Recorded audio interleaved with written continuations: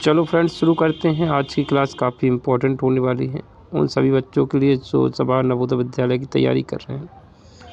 तो फ्रेंड्स, आपके सामने जैसे कि क्वेश्चन दिख रहा होगा आपको, इस तरह क्वेश्चन एग्ज़ाम में अक्सर पूछे जाते हैं।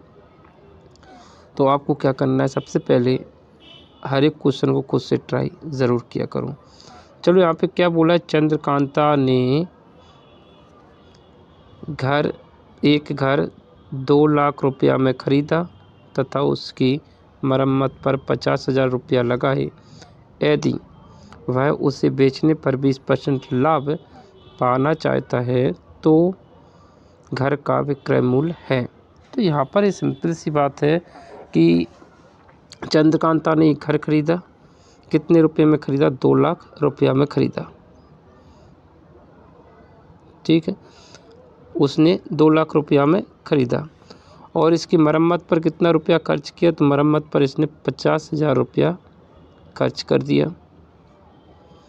तो उसका जो है टोटल जो मकान पड़ा है, उसको जो घर पड़ा है वो कितने रुपए का पड़ा है, उसको घर 2.5 लाख रुपया का, 2,50,000 रुपये का उसको पड़ता है ये घर।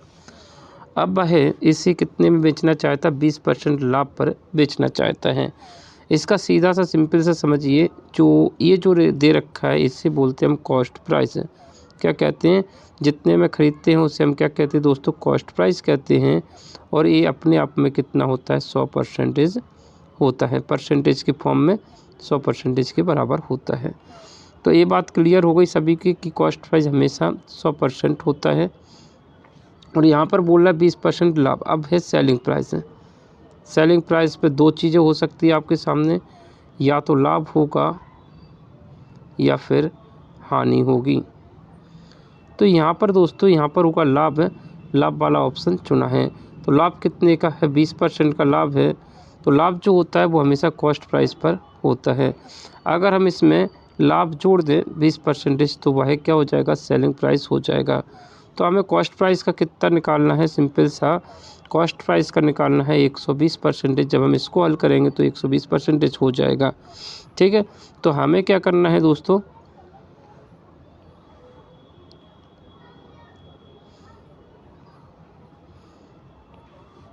जो 2,50,000 है इसका हमें 120% निकालना है।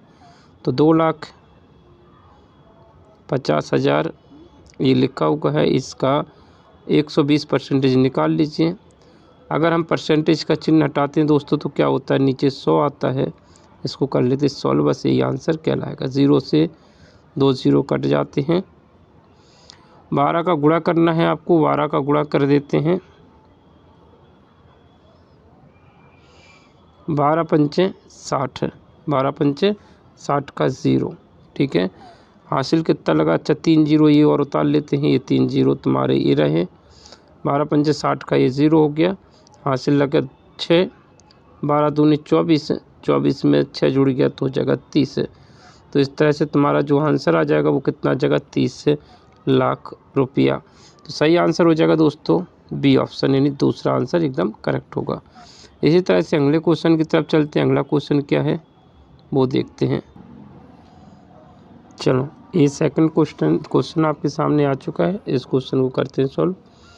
यहाँ पर बोला है कि देखिए, क्वेश्चन को पढ़ लेते हैं पहले अच्छे से। अमित अपने जन्मदिन पर कक्षा में सभी छात्रों को एक पार्टी देता है। ठीक, इसके लिए उसने बिस्किट के 4 डब्बे खरीदे। प्रत्येक डब्बे में 8 बिस्किट हैं। यदि उसकी कक्षा में 28 छात्र हैं तो प्रत्येक छात्र को यदि 1 बिस्किट देने के बाद निम्न में से कौन सा व्यंजक सही होगा। तो यहाँ पर देखिए, आपके सामने स्पष्ट बोला है कि अमित ने जो है अपने सभी छात्रों को एक पार्टी दी है और उसके पास बिस्किट के 4 डब्बे हैं। कितने डब्बे हैं बिस्किट के, 4 डब्बे हैं, 4 डिब्बे हैं और हर डब्बे में 8 बिस्किट हैं। तो 8 चौके 32, उसके पास टोटल कितने हो गए 32। या फिर हम इसको व्यंजक बनाएंगे तो क्या बनेगा, हर एक डब्बे में कितने बिस्किट हैं 8 है, 4 डिब्बे हैं तो 4 डिब्बे, प्रत्येक डिब्बे में 8 बिस्किट है तो उसके पास हो गए टोटल इतने बिस्किट हो गए। और इसमें से वह 28 बिस्किट छात्रों को बांट देता है, तो इसमें से 28 क्या कर देंगे, माइनस कर देंगे। तो सही जो आंसर आएगा वो कितना आ जाएगा हमारा, चौथा एकदम सही होगा। तो दोस्तों ये बात तो समझ में आ गई होगी आप सभी लोगों को, बच्चों को, कि जैसे देखिए एक डब्बा है उसमें कितने चॉकलेट है, उसमें 8 बिस्किटें हैं, ठीक है। तो 4 डिब्बे हैं ऐसे, तो 4 डिब्बे हैं तो उसके पास कुल कितनी बिस्किटें हो गई, इतनी हो गई। तो ये व्यंजक एकदम सही होगा। नेक्स्ट क्वेश्चन की तरफ चलते। अगला क्वेश्चन काफ़ी इम्पोर्टेंट है, इसी तरह से क्वेश्चन एग्ज़ाम में पूछे जाते हैं। तो आप क्वेश्चन नंबर 53वां देखते हैं, यहाँ पर आपके सामने लग चुका है। और यहाँ पर क्या है, अमृता अपना गृह कार्य शाम 4:45 आरंभ करती हैं। कार्य समाप्त करने पर वह घड़ी की ओर देखती है, उसने कितने समय तक गृह कार्य किया। भाई उसने, देखिए अमृता ने कितने बजे कार्य प्रारंभ किया, तो किया 4:45 पर। ये तो नॉर्मल सा क्वेश्चन है, आप समझ सकते हो। 4:45 पे उसने कार्य को शुरू किया, ठीक, ओके। इसके बाद देखिए उसने घड़ी की तरफ देखा तो घड़ी में कितना बज चुका था, घड़ी में बज गया 4:35। कितना बज गया था, सॉरी 5:35 हो चुका था। 5:35 घड़ी में दिख रहा होगा आपको। तो अब उसने कितने वक्त काम किया है ये बताना है। तो देखिए दोस्तों सिंपल सा समझ लेते हैं, अगर 10 मिनट और काम कर लेती, कौन, अमृता 10 मिनट और काम कर लेती, यानी कितने बजे तक काम करती, 5:45 तक अगर ये काम कर लेती तो इसको 1 घंटा हो जाता। लेकिन 5:35 तक ही काम किया उसने, तो कितना समय तक काम किया उसने, सिर्फ 50 मिनट तक ही काम किया होगा, क्योंकि 1 घंटे में अभी भी कितना 10 मिनट बाकी हैं, ठीक है। 4:45 से 5:45 तक का जो समय होगा वो कितना होगा, 1 घंटे का समय होगा। लेकिन वह 5:35 तक ही काम किया है, तो इसका मतलब होगा कि उसने सिर्फ 50 मिनट ही काम किया है। ओके, नेक्स्ट क्वेश्चन की तरफ चलते हैं। अगला क्वेश्चन क्या है वो देखते हैं। चल देखें, इस क्वेश्चन को देखते हैं। यहाँ पर 2 क्वेश्चन आपके सामने आ चुके हैं, दोनों क्वेश्चन काफ़ी इम्पोर्टेंट हैं। चलो, यहाँ पर बोला है श्रीमती भाटिया अपनी कक्षा के विद्यार्थियों में बराबर 75 पेंसिलें व 60 रबड़ें बांटती हैं। उसकी कक्षा में अधिकतम कितने विद्यार्थी हैं, तो उसकी कक्षा में अधिकतम कितने विद्यार्थी हैं ये आपको बताना है। तो दोस्तों जब भी इस तरह से हो, देखिए अधिकतम पूछा है और इस क्वेश्चन को आप भी रीड कर लें, काफ़ी इम्पोर्टेंट है, कोई दिक्कत नहीं, इस तरह की क्वेश्चन पूछे जाते हैं। तो अधिकतम के लिए हम क्या कहते हैं, HCF निकालते हैं। क्या निकालते हैं, HCF निकाल लेते हैं। चलो निकालते हैं। HCF किसका निकालना है, 60 और 75 का। तो यहाँ पे 75 लिख लेते हैं,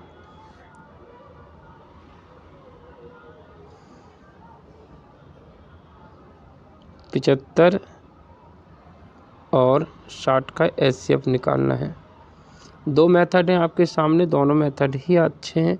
तो सबसे पहले हम 5 से डिवाइड करते हैं। 5 एकम 5, 5 25, 5 से किया 5 दिया 15, 3 से डिवाइड किया तो 1 है। 5 से किया इसको, 5 एकम 5, 5 दूनी 10, 2 छक्के 12, 2 तिया 6 और ये 3 से काटा तो 1 बार कट गया।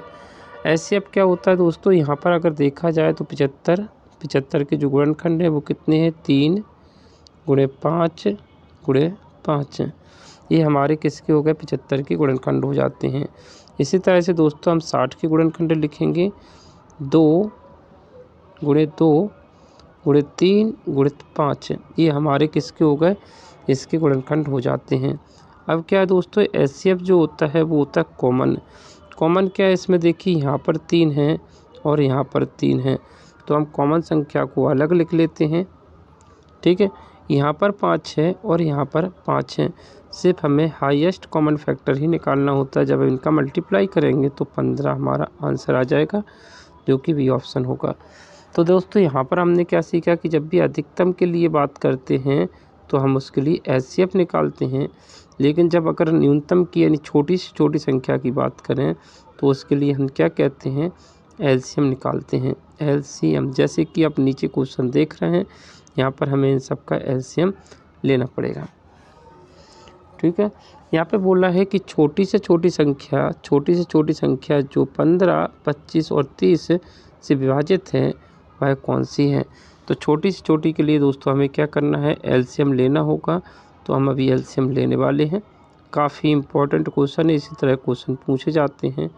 चलो, एलसीएम आपको आता होगा, तो यहीं पर इतनी जगह काफ़ी है। यहाँ पर एलसीएम निकालना बता देते हैं। 15, 25 और 30।